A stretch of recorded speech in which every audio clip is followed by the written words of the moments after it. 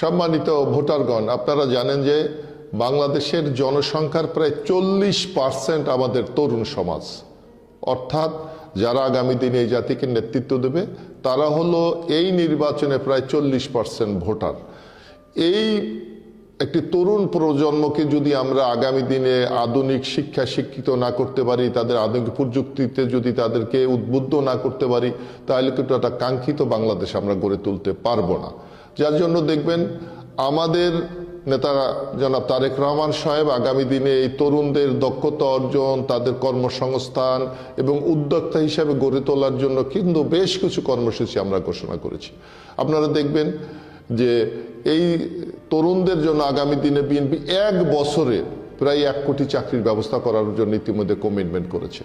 আমরা আমাদের প্রযুক্তির উন্নত ঘটিয়ে যাতে আগামী দিনে তরুণরা নানা ক্ষেত্রে দক্ষতা অর্জন করতে পারে সেই ধরনের পদক্ষেপ গ্রহণ করার জন্য আমরা ইতিমধ্যে কর্মসূচি গ্রহণ করেছি।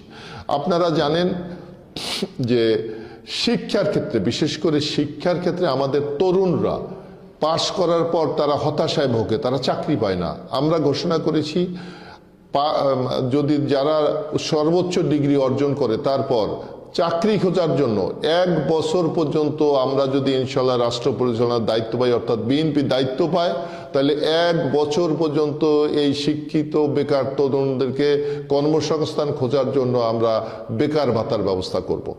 আমরা স্কিল এডুকেশন অর্জন করার জন্য আপনারা জানেন নিড বেস এডুকেশন এবং নলেজ বেস এডুকেশন নামে আমরা দুটো এডুকেশনের ভাগ করেছি এবং সেখানে আমরা জিডিপির অর্থাৎ আমাদের জাতীয় বাজেটের 5% আমরা এই শিক্ষা খাতে ব্যয় করবো বলে আমরা ইতিমধ্যে সিদ্ধান্ত গ্রহণ করেছি।